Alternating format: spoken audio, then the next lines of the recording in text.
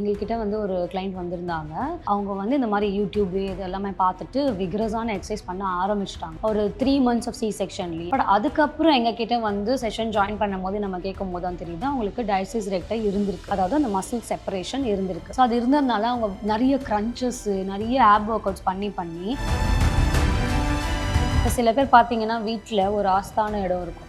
எங்கே சுற்றினாலும் எல்லாருக்குமே இருக்கும். அம்மா அப்பா நமக்கு அந்த ஒரு இடத்துல மட்டும்தான் உட்காருவாங்க. நம்ம அப்பானா நடு வீட்டில் சேர் போட்டு தான் உட்காருவாங்க. அந்த ஈச்சர் தான் பிடிக்கும். இப்போ நம்ம உட்காரோன்னா நம்ம அம்மாங்கெல்லாம் அந்த கால் அடியில் மடக்கி சீரியல் பார்த்துட்டு இப்படி உட்காந்துட்டே இருப்பாங்க. ஸோ இந்த மாதிரி 3 hours 4 hours 3 months 4 years இதே மாதிரி உட்காந்து என்ன ஆகும்னா அந்த மசில்ஸ் எல்லாமே அதுக்கேற்ற மாதிரி அலைன் ஆகிடும்.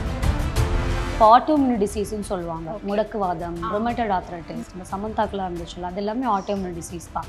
ஸோ இப்போ ரீசெண்ட் டேஸாக நிறைய வருது. ரொமேட்டட் ஆர்த்ரைட்டிஸ்ன்றது இட்ஸ் வெரி வெரி காமன். முன்னாடி ரொம்ப ரேராக தான் வரும். முடக்குவாதம்ன்றது எல்லா ஜாயின்ஸ் பெயினும் வரும். ஸோ இதுக்கெல்லாம் நீங்கள் இந்த மாதிரி டேப்லெட் போட்டுட்டு இல்லை ஃபிசியோதெரப்பி பக்கத்தில் எடுத்துகிட்டு நீங்கள் அட்ரஸ் பண்ணாமல் இருந்தீங்கன்னா அகெயின் இட்ஸ் அ ப்ராப்ளம். 35க்கு மேலே ஆப்வியஸ்லி உங்களுக்கு ஹெல்த் இஷ்யூஸ் வரும். அந்த டைமில் டாக்டர்ஸே ப்ரிஸ்கிரைப் பண்ணுறது கொஞ்சம் டேப்லெட்ஸோட சேர்த்து ஃபிசிக்கல் தெரப்பி அப்படின்னு சொல்லுவாங்க. அது நீங்கள் 25 வயசுலையோ இல்லை 22 வயசுலையோ ஆரம்பிச்சிருந்தீங்கன்னா 40 வயசில் பண்ண போகிற எக்ஸசைஸ் கொஞ்சம் ஈஸியாக இருக்கும். நிறைய பெல்ஸ் எல்லாமே நீங்கள் கம்மி பண்ணுவீங்க. இல்லைன்னா அதுக்கே நீங்கள் சம்பாதிக்கிறதுலாம் போயிடும். ஒரே ஒரு விஷயம் எனக்கு சொல்லுங்கள், நான் வெயிட் லாஸ் பண்ணணும்னு சொன்னீங்கன்னா அது it's a strong mindset. முகப்பரு, கரும்புள்ளி, முகப்பொலிவிழப்பு போன்றவற்றால் உங்களது அழகு பாதிக்கிறதா? மறுபடியும் பளபளப்பான ஆரோக்கியமான சருமத்தை பெறுங்கள். டாக்டர் ஸ்ரீவர்மா கும்குமாரி தைலம். சம்மர் ஹாலிடேஸ் வந்தாச்சு, நம்ம ஜிடி ஹாலிடேஸும் வந்தாச்சு. GT holidays, south India's #1 travel brand. Periyar Maniamma Institute of Science and Technology, Tanjavur, AAA with specialization in electric vehicles and energy engineering. Ma'am, அந்த பெல்லி ஃபேட் போஸ்ட் ப்ரெக்னன்சி அது வந்து exercise பண்ணால் கம்ப்ளீட்டாக flat ஆகிடுமா அப்படிங்கிறது நிறைய பேருக்கு ஒரு கொஸ்டினாக இருக்குது. இல்லைனா அது லைட்டாக தெரிஞ்சிட்டே இருக்குமா லைஃப் டைமில் அப்படின்னு? கண்டிப்பாக லைட்டாக தெரியும். இங்கே வந்து ஒரு 2 டைப் ஆஃப் குரூப்பாக நம்ம பிரிச்சுக்கலாம். ஒன்று வந்து எனக்கு சைஸ் பெருசாக இருக்குது, நான் ஸ்ட்ராங்காகி கம்மியானால் போதும் அப்படின்னு ஒரு குரூப் சொல்லு. இன்னொன்று குரூப் சொன்னால் ஃப்ளாட்டாக வேணும், நான் பார்க்க அழகாக இருக்கணும், நான் ஷார்ட் ட்ரெஸ்லாம் போடுவேன், எனக்கு நல்லா இல்லை அப்படின்னு சொல்கிறவங்களுக்கு ஒரு குரூப் இருக்குது. ஸோ இவங்க 2 பேருமே we have deal with. So நாங்கள் என்ன சொல்லுவோம்னா, ஃபஸ்ட்டு எடுத்தோடனே அவங்களுக்கு கண்டிப்பாக டயட் கொடுக்கணும், ஸ்ட்ரென்த் ட்ரைனிங் கொடுக்கணும். It is going to take 6 months, definitely 6 months எடுக்கும். சரி, நம்ம அது பேர்டனாக நினைக்க முடியாது. 6 மாதம் நீங்கள் சும்மா உட்காந்தாலும் போக தான் போகுது, 6 மாதம் நீங்கள் ஒர்க் அவுட் பண்ணாலும் போக தான் போகுது. பட் எண்ட் ரிசல்ட் மேட்டர்ஸ் இல்லை. ஸோ 6 months நாங்கள் கொஞ்சம் கொஞ்சமாக டயசிஸ் ரெக்டைன்னு ஒரு விஷயம் இருக்குன்னா அந்த மசில் ஃபுல்லாக செப்பரேட் ஆகிடும். அந்த மசிலை நாங்கள் க்ளோஸ் பண்ணி அந்த கேப்ஸை நாங்கள் கம்மி பண்ணுறதுக்கே டைம் எடுக்கும். ஏன்னா நம்ம அதை தான் ஃபோக்கஸ் பண்ண முடியும். நிறைய பேருக்கு டயசிஸ் ரெக்டை இல்லாமல் கூட பெல்லி போச் இருக்கும். அவங்களுக்கெல்லாம் நம்ம ஜென்ரலான டயட் அண்ட் ஒர்க் அவுட்ஸ் கொடுக்கலாம். பட் டிஆர்னு ஒரு ஃபேக்டர் அவங்களுக்கு இருக்குது, மசில் செப்பரேஷன் ஆயிடுச்சு அப்படின்னா நம்ம வெயிட் லாஸை விட அவங்களோட ஸ்ட்ரென்த்தில் தான் நிறைய கான்சென்ட்ரேட் பண்ணணும். ஏன்னா ஃப்யூச்சரில் அவங்க வெயிட் லிஃப்ட் பண்ணுறாங்க, குனிறாங்க அப்படின்னா அது அடுத்த காம்ப்ளிகேஷனாக மாறும்.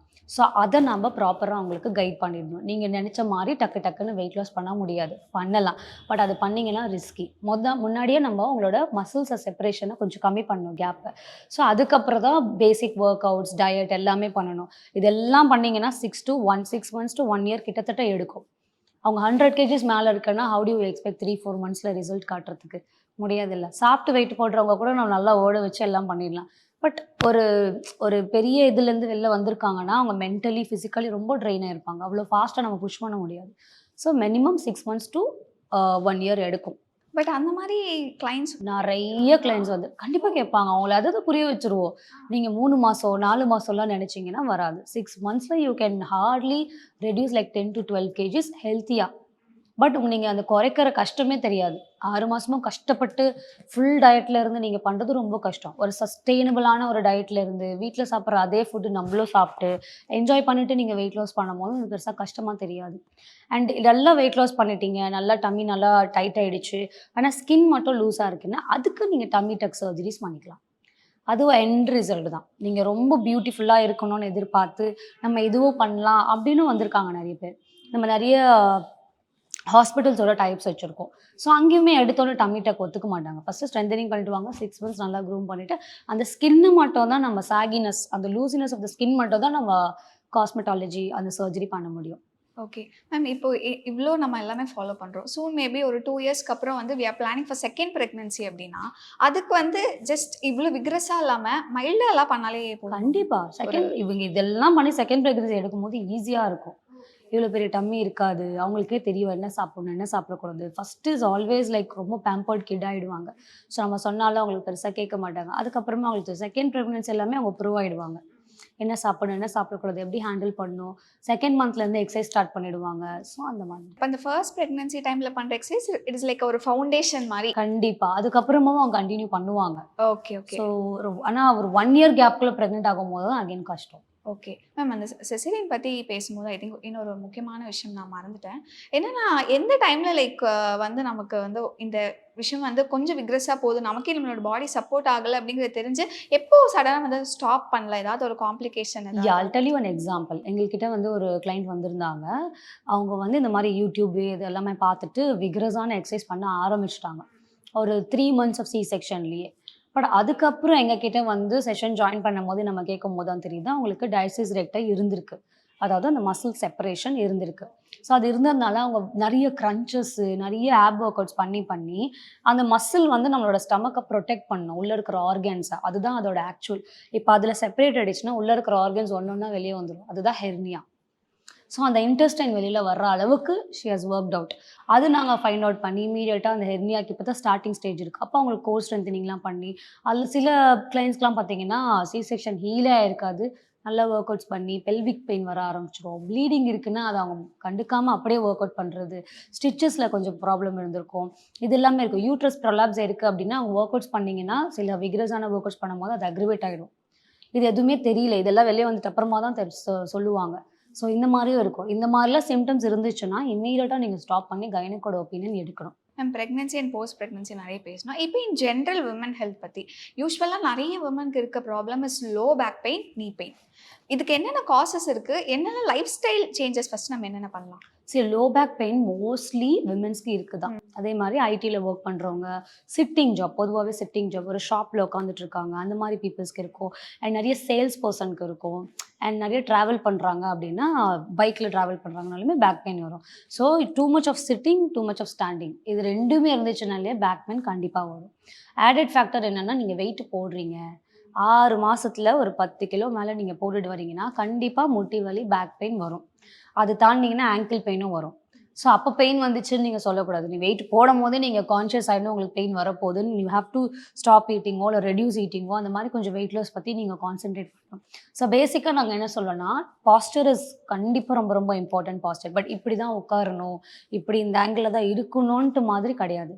ஸோ ஒரு பெஸ்ட்டு பாஸ்டர் என்ன அப்படின்னா every 1 hour you have to keep changing. இதுதான் கரெக்டான பாஸ்டர்னு ஒரு விஷயமே கிடையாது. ஆனால் நீங்கள் எந்த பாஸ்டரில் உட்காந்தாலும் 1 hour ஒன்ஸ் நீங்கள் சேஞ்ச் பண்ணணும். இப்போ சில பேர் பார்த்தீங்கன்னா வீட்டில் ஒரு ஆஸ்தான இடம் இருக்கும், எங்கே சுற்றினாலும் எல்லாருக்குமே இருக்கும். அம்மா அப்பா நமக்கு அந்த ஒரு இடத்துல மட்டும்தான் உட்காருவாங்க. நம்ம அப்பானா நடுவு வீட்டில் சேர் போட்டு தான் உட்காருவாங்க, அந்த ஈச்சர் தான் பிடிக்கும். ஸோ அது எல்லாமே தான் பாஸ்டர் ஃபேக்டர்ஸ்குள்ளே வரும். இப்போ நம்ம உட்காரோன்னா நம்ம அம்மாங்கெல்லாம் அந்த காலை அடியில் மடக்கி சீரியல் பார்த்துட்டு இப்படி உட்காந்துட்டே இருப்பாங்க. அது அந்த கார்னர் ஆஃப் த சோஃபா தான் அவங்களது. ஸோ இந்த மாதிரி 3 hours, 4 hours, 3 months, 4 years இதே மாதிரி உட்காந்து என்ன ஆகும்னா அந்த மசில்ஸ் எல்லாமே அதுக்கேற்ற மாதிரி அலைன் ஆகிடும். அப்போ ஏதாவது ஒரு ட்ரிகரில் கண்டிப்பாக பெயின் வந்துடும். So it is one thing. And இப்போது இது எல்லாமே வந்து ஜென்ரலான விஷயங்கள் தான். இல்லை நீங்கள் எங்கேயாவது விழுந்துட்டீங்க, இன்ஜுரி ஆகிடுச்சு, அதை நீங்கள் ப்ராப்பராக ட்ரீட் பண்ணாமல் லைட்டாக பெயின் இருக்குது பார்த்துக்கலாம் அப்படின்னு நீங்கள் இக்னோர் பண்ணும்போது அந்த பெயின் பெருசாக வரும். இந்த 2 விஷயம் தான். ஒன்று நீங்களாக ஒன்று டெவலப் பண்ணுறது, இல்லை வெளியிலேருந்து எக்ஸ்டர்னல் ஃபேக்டர்ஸ்னால வருது. இப்போ நீ பெயின் இல்லை பேக் பெயின் அப்படின்னா அதுக்கு நிறைய வேரியஸ் கண்டிஷன்ஸ்னால கூட அது இருக்கும்ல. பட் இனிஷியலாக என்ன பண்ணுவாங்கன்னா டக்குன்னு போயிட்டு பக்கத்தில் ஒரு கிளினிக்கில் ஒரு டேப்லெட்டோ இல்லை வீட்லேயே வந்து செல்ஃப் மெடிகேட் பண்ணிட்டு பெயின் வரும்போது மட்டும் அதை போட்டு ஸ்கிப் பண்ணிடுவாங்க. இது பண்ணுறதுனால என்ன ஃபியூச்சர்ல ஒரு மிகப்பெரிய கான்சிக்வன்சஸ் இருக்கு? இப்போ ஆட்டோமியூன் டிசீஸ்ன்னு சொல்லுவாங்க. முடக்குவாதம், ரொமேட்டட் ஆர்த்ரைட்டிஸ், நம்ம சமந்தாக்கெல்லாம் இருந்துச்சுல்ல, அது எல்லாமே ஆட்டோமியூன் டிசீஸ் தான்.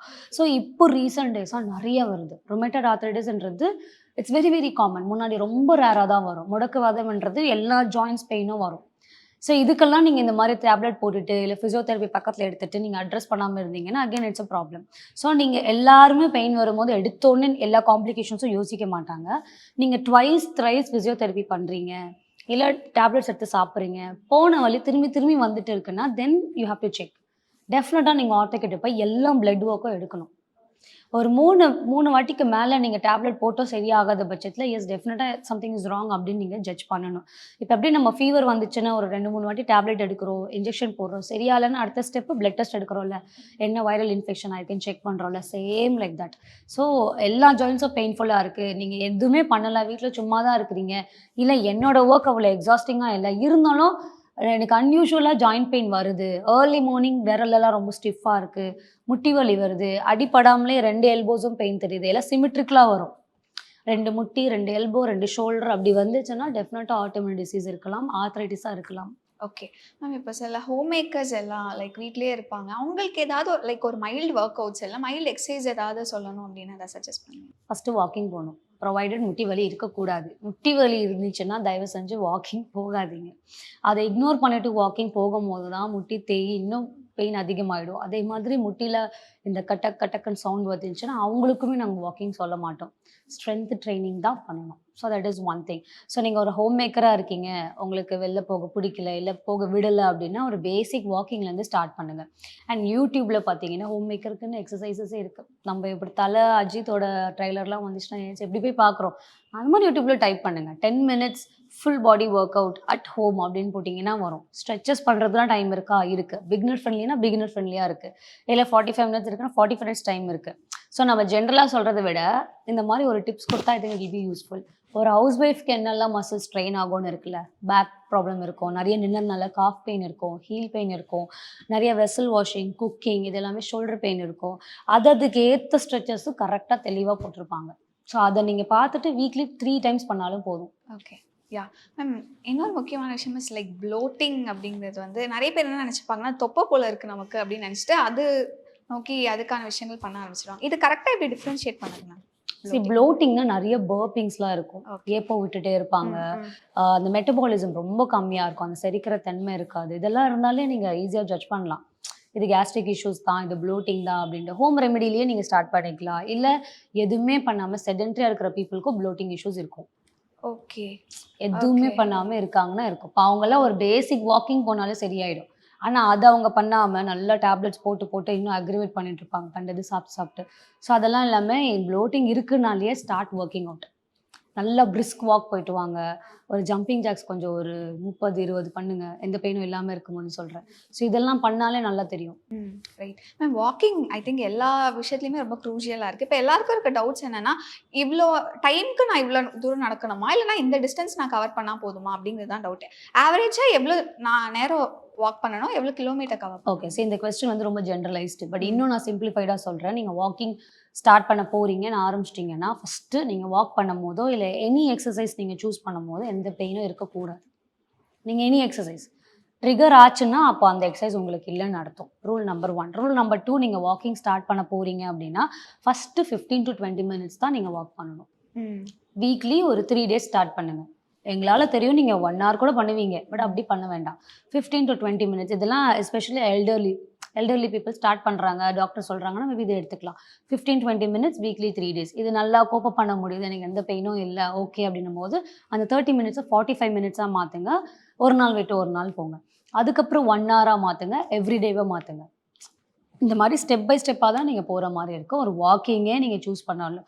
பட் எடுத்தோன்னு நம்ம ஆளுங்க என்ன பண்ணுவாங்க, 1 hour walking every single day 3 நாள் போவாங்க. கால் ஃபுல்லாக நல்லா வலிக்கும், முட்டி வலி வரும், ப்ளஸ் செருப்பு போட்டு போகிறாங்கன்னா இன்னும் பெயின் தெரியும். 4வது நாள் வாக்கிங் பக்கமே போக மாட்டாங்க.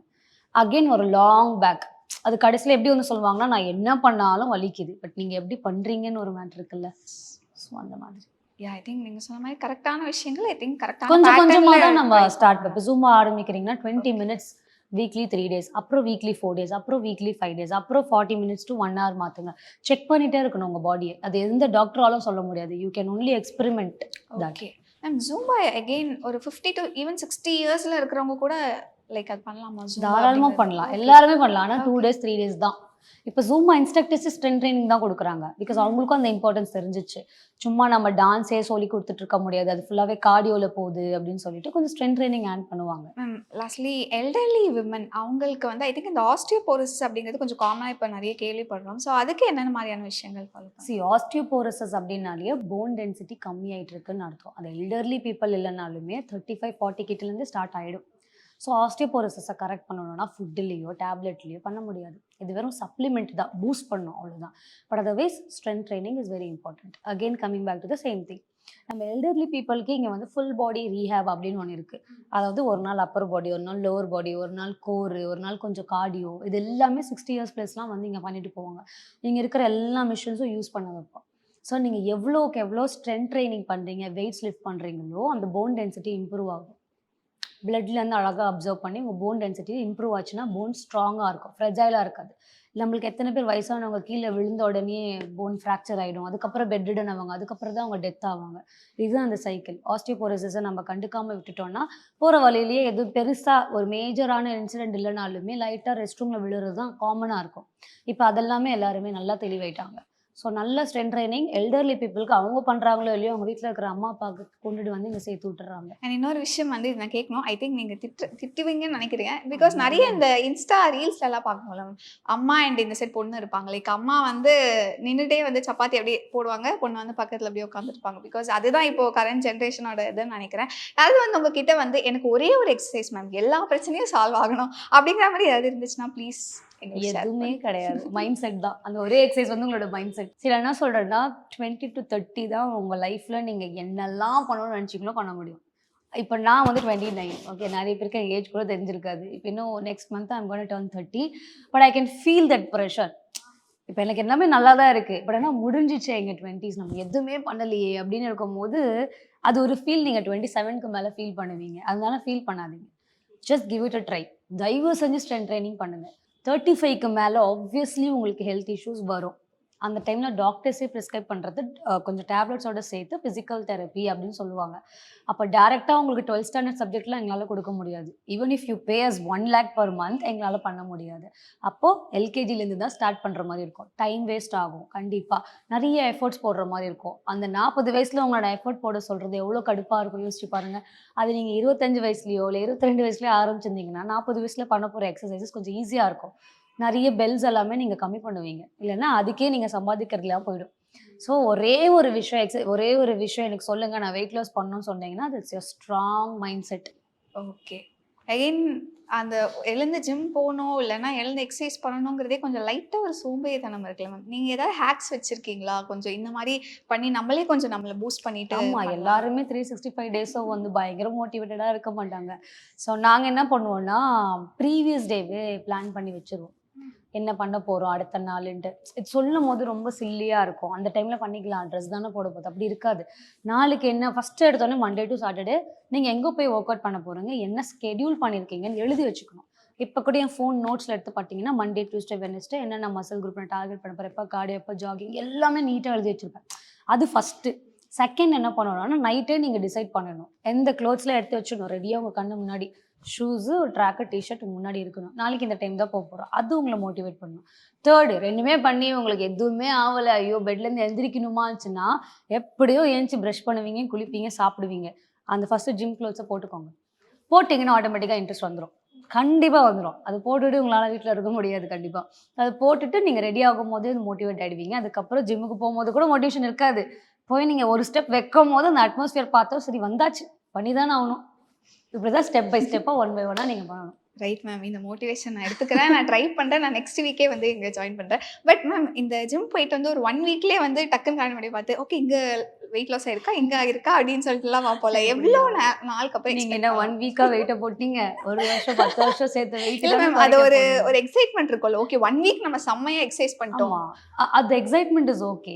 ஐ would say that in a better phrase sense of அக்கம்ப்ளிஷ்மெண்ட்னு சொல்லலாம். ஓகே, எதுவுமே பண்ணாதது ஒரு 5 கிலோ வெயிட் தூக்கும் போது அது ஒரு அட்ரினல் ரஷ் ஒன்று கொடுக்கும். அந்த ஃபீலிங் உங்களுக்கு ரொம்ப பிடிக்கும் ஜிம் போனீங்கன்னா. அதுதான் ஒரு மெயின் அடிக்ஷன். பட் அதுவே ஓவர் கான்ஃபிடன்ஸோட அது பண்ணிடலாம் இது பண்ணிடலாம்னு நினச்சிங்கன்னா முடியாது. லாங் டேர்ம்னு சொல்லிட்டு மைண்டை ஃபிக்ஸ் பண்ணிடணும். ஸோ 1 day 2 daysலாம் எல்லாமே ஒரு 6 months 7 months அது வந்து ரிசல்ட் வருதோ இல்லையோ ஃபஸ்ட்டு டிசிப்ளின்டாக போக கற்றுக்கோங்க. டெய்லி போங்க, அதுதான் மெயின். நீங்கள் அங்கே போய் எதுவுமே பண்ண வேண்டாம். நான் நடுவுலலாம் இப்போ வந்து நம்ம இன்ஃப்ளூயன்சஸ் போடுற மாதிரிலாம் கிடையாது. எங்களுக்கும் பிரேக் டவுன்ஸ் நிறைய வரும். இப்போ கல்யாணத்துக்கு அப்புறம் எனக்கு ஜிம் போகவே பிடிக்கல. என்னோட ஓன் ஜிம்மில் ஒர்க் அவுட் பண்ணவே பிடிக்காது. 9 மணி ஆனால் நான் வீட்டுக்கு போகிறதுல தான் இருந்தே தவிர நான் என்ன பண்ணுவேன்னா இங்கேருந்து வேறு ஜிம்மை புக் பண்ணி போவேன், ட்ராவல் பண்ணி அங்கே போவேன். ஜிம் வேற க்ளோத்ஸ் gym க்கு போட்டுட்டு போவீங்களா? இங்கேயே ஃபுல் டே சொல்றீங்க. ஒர்க் பண்ணி இங்கேயே என்னால் பண்ண முடியாது, அது ரொம்ப டயர்ட் ஆகிடும். சரி இங்கே தான் எப்படி வீட்டுக்கு தான் போகும்னு சொல்லிட்டு நான் வேறு ஜிம்முக்கு போய் உட்காருவேன், சும்மா உட்காருவேன். எல்லாம் நீ கேவலமாக பார்ப்பாங்க, இன்ஃப்ளூயன்ஸ் தானே ஒர்க் அந்த இன்ட்ரெஸ்ட் வரணும், என்ன பண்ண முடியும் போவேன். அப்புறம் கார்டியோ பண்ண ஆரம்பித்தேன் கொஞ்சம் கொஞ்சமாக. எடுத்தோன்னே வெயிட் ட்ரைனிங் அது இதுன்னு ஃபுல் மோட்டிவேஷனில் போக முடியாது. நீங்கள் ஸ்கெடியூல் பண்ண மாதிரி ஃபஸ்ட்டு பண்ண முடியாது. ஃபஸ்ட்டு ஒரு 5 நாள் be consistent and going to that place first. அங்கே என்ன பண்ணுறீங்க அது வேறு விஷயம். அட்லீஸ்ட் உங்கள் ஃப்ரெண்ட்ஸை பார்த்துட்டு ஹாய் பை சொல்லிட்டு வந்துருங்க. ஆனால் 5 நாள் டெய்லி போங்க. 6வது நாள் உங்களுக்கே இன்ட்ரெஸ்ட் வந்து லைட்டாக ட்ரெட்மில் ஆன் பண்ணி நடப்பீங்க. அது ஒரு 5 நாள் பண்ணுங்கள். 10வது நாள் உங்களுக்கே இன்ட்ரெஸ்ட் வந்துட்டு கொஞ்சம் கொஞ்சம் வெயிட் ஸ்லிப். ஸோ கன்சிஸ்டண்ட்டாக ஃபஸ்ட்டு ஜிம்முக்குள்ளே போங்க. மேம் இந்த ஒரு விஷயம் ஐ திங்க் உங்ககிட்ட கேட்டால் கரெக்டாக இருக்கும்னு நினைக்கிறேன். எல்லாரோட நியூ இயர் ரெசல்யூஷன் இஸ் நான் ஜிம்முக்கு போவேன் அப்படின்னு சொல்லிட்டு பேலாம் பண்ணிடுவாங்க. ஐ திங்க் ஒரு 3 months தாண்டதே ஒரு கஷ்டமா பெரிய விஷயமா இருக்கும். அந்த மாதிரி லைக் ஏதாவது நீங்கள் பார்த்துருப்பீங்க இல்லையா? நிறையங்க. நாங்கள் அதனால நியூ ரெசல்யூஷனே வைக்க மாட்டோம். வச்சாலும் எங்களுக்கு தான் லாஸ். வந்து ஒரு மாதம் பயங்கர கூட்டமாக இருக்கும், 2வது மாதம் ஈனாயிடும். எல்லாருக்கும் கால் பண்ணி கூப்பிட்டு மார்ச்லேருந்து மறுபடியும் வர ஆரம்பிப்பாங்க. மறுபடியும் மிட் ஆஃப் த மந்தில் ஃபுல்லாக டவுன் ஆகிடும். ஸோ ரெசல்யூஷன்றது தயவு செஞ்சு ஒர்க் அவுட்ஸை விட்டுருங்க. நான் வந்து 2 மாதம் முன்னாடியே போட்டுருவேன். நாங்கள் எப்படி பண்ணுவோம்னா நியூ இயர் ரெசல்யூஷன் நவம்பரே போட்டுருவோம். நவம்பர் டு டிசம்பரே போட்டுட்டு லாக் பண்ணிடுவோம். ஜான்வரிக்கு அப்புறமா நிறைய பேர் அனௌன்ஸ் பண்ணுவாங்க, ஃபெப்ரவரி வரைக்கும் இழுத்துட்டு போவாங்க. நாங்கள் அதை பண்ணவே மாட்டோம், ஒரே மாதம் தான் அப்படின்னு சொல்லிட்டு வந்து ஜாயின் பண்ண வச்சோம். நவம்பர்லேருந்து will start training them. So that January first வரும்போது ஓரளவுக்கு பாதி கடல் தாண்டி இருப்பாங்க. புரியுதுங்களா? ஸோ ஜான்வரி ஃபஸ்ட்டு தான் அவங்க மெம்பர்ஷிப் ஸ்டார்ட் ஆகுதுன்னு சொன்னால் அது அன்றைக்கே சொல்லி அன்றைக்கே ரெசல்யூஷன் பண்ண மாட்டாங்க எப்படி இருந்தாலும். ஸோ நவம்பர்லேருந்து அந்த புஷ் பண்ணி கொடுத்துருவோம். மேம் லாஸ்ட்லி ஒரு விஷயம் வந்து இது நிறைய உங்ககிட்ட கேட்டுருந்துருப்பாங்க அண்ட் எனக்குமே அந்த டவுட் வந்து இருக்குது. ஜிம் போயிட்டு நல்லா ஒர்க் அவுட்லாம் பண்ணிட்டு விட்டுட்டா மறுபடியும் பழைய மாதிரி இருந்ததை விட இன்ட்டு 2 ஆகிடுவாங்க, 2x ஆகிடுவாங்க அப்படின்லாம் இருக்குது. அது ட்ரூவா இல்லை அது மித்தானா? ட்ரூ தான். ட்ரூ தான். நீங்கள் எந்த ஒர்க் அவுட் பண்ணாலுமே அதுக்கப்புறம் திரும்பி வந்து சாப்பிட்டா வெயிட்டை தான் போட போகுது. Simple logic. சாப்பிட்டா வெயிட் போடும், சாப்பிடலைன்னா வெயிட் போட மாட்டாங்க. இப்போ நல்லா ஜிம் போகும்போது ஒர்க் அவுட்டும் பண்ணுவாங்க, டயட்டும் பண்ணுவாங்க. திடீர்னு உங்கள் உடம்புக்கு எதுவுமே கொடுக்காம விட்டுட்டு எல்லாத்தையும் சாப்பிட்டீங்கன்னா என்ன பண்ணும்? ஜிம்முக்கு போகிறது வந்து எவ்ரிடே எஃபர்ட்ஸ். ஒரு நாள் பண்ணிவிட்டு 10 வருஷம் அதோட எஃபெக்ட் நீங்கள் வெயிட் பண்ணி பார்த்தீங்கன்னா அப்படி கிடையாது. இப்போ புதுசாக கார் வாங்குறீங்கன்னு வச்சுக்கோங்க, சர்வீஸ் பண்ணிகிட்டே இருந்தால் தானே அந்த கார் புதுசாகவே இருக்கும். அதை அப்படியே விட்டுட்டோன்னா அதே மாதிரி தான். அது சும்மாவே நீங்கள் ஓட்டாமல் பார்க்கிங்கில் வச்சா கூட என்ன ஆகும்? ஆஃப்டர் 3-4 months ஃபுல்லாக டஸ்ட் ஆகிடும், உள்ளே இருக்கிற பார்ட்ஸ்லாம் கெட்டு போயிடும். ஆனால் நீங்கள் ஓட்டிருக்கவே மாட்டீங்க. அதே மாதிரி தான் இதுவும். எஸ் மேம், ரிலேட்டபிளாக இருக்குது. மெயின்டெனன்ஸ் கண்டிப்பாக மெயின்டெனன்ஸ் பண்ணணும். Right ma'am. லாஸ்ட்லி இப்போ சம்மர் டைமில் வந்து வெளியே வாக்கிங் போகிறதா இருக்கட்டும் இல்லை ஜிம் ஒர்க் அவுட்டாக இருக்கட்டும், ஃபஸ்ட்டு கொஞ்சம் நமக்கே அன்கம்ஃபர்டபுளாக இருக்கிறது இந்த ஸ்வெட்டிங் தான் மேம். இந்த மாதிரி டைமில் இந்த மாதிரி சீசனில் ஐ திங்க் என்னென்ன மாதிரி சின்ன சின்ன டிப்ஸ் நம்ம வந்து ஃபாலோ பண்ணலாம்? ஏர்லி மார்னிங்கே முடிச்சிடணும். 6 to 7, 7:30 ப்ராபப்ளி. 7:30க்கு மேலே நீங்கள் எங்கேயுமே வெளில போய் ஒர்க் அவுட் பண்ண முடியாது. That is one thing. And second என்னென்னா யாருமே அவுட்டோர் ப்ரிஃபர் பண்ண மாட்டாங்க சம்மர் டைமில். அப்படியும் ஜாகிங் வாக்கிங் பண்ணாங்கன்னா ஏர்லி மார்னிங் இல்லைன்னா லேட் ஈவினிங். அது ஒன்று. அண்ட் இன்னும் என்னென்னா ஜிம்முக்குள்ளே நீங்கள் பண்ணுறீங்கன்னா நிறைய ஏசி போட ஆரம்பிச்சிருவாங்க. ரொம்ப கோல்டாக வச்சு ஒர்க் அவுட் பண்ணுவாங்க. அதுதான் இங்கே நாங்கள் ரொம்ப கஷ்டமாக ஃபேஸ் பண்ணுறது தான். ரொம்ப கோல்டாக வச்சு ஒர்க் அவுட் பண்ணும்போது சோக் ஆகும், பிரெத்லெஸ்னஸ் நிறையா எடுக்க ஆரம்பிக்கும். ஒர்க் அவுட்ஸ் உங்களால் ப்ரொடக்டிவாக பண்ண முடியாது. சீக்கிரமாக வந்து ப்ரீத்திங் இஷ்யூஸ் வந்து லைட்டாக கிட்டியாக ஃபீல் பண்ணுவாங்க. சம்மர் சீசனில் வர ப்ராப்ளம். ஸோ ஏசி நீங்கள் போடாமல் ஈவினிங் டைம் ப்ரிஃபர் பண்ணுங்க, போஸ்ட் 5 PM இல்லைன்னா மார்னிங் பிஃபோர் 8 AM. இதுதான் ஒரு நல்ல டைமிங். ஈவினிங் நீங்கள் பண்ணுறீங்கன்னா எல்லாமே ஃபேன் மட்டும் போடுங்க. ஏசி ரொம்ப மைல்டாக வச்சுக்கோங்க. இல்லை ஏசியே இல்லைன்னா இன்னும் நல்லது. ஃபேன் மட்டும் வச்சுட்டு வென்டிலேஷன் இருந்துச்சுன்னா ஃபுல்லாக ஓப்பன் பண்ணி then you work out evening மாதிரி. I think thank you so much for your time. நிறைய விஷயம் ஷேர் பண்ணிக்கிட்டீங்க. Thank you so much. Thank you so much. முகப்பரு, கரும்புள்ளி, முகப்பொலி விழப்பு போன்றவற்றால் உங்களது அழகு பாதிக்கிறதா? மறுபடியும் பளபளப்பான ஆரோக்கியமான சருமத்தை பெறுங்கள். டாக்டர் ஸ்ரீவர்மா கும்குமாரி தைலம். சம்மர் ஹாலிடேஸ் வந்தாச்சு, நம்ம ஜிடி ஹாலிடேஸும் வந்தாச்சு. GT holidays, south India's #1 travel brand. Periyar Maniamma Institute of Science and Technology, Tanjavur, AAA with specialization in electric vehicles and energy engineering.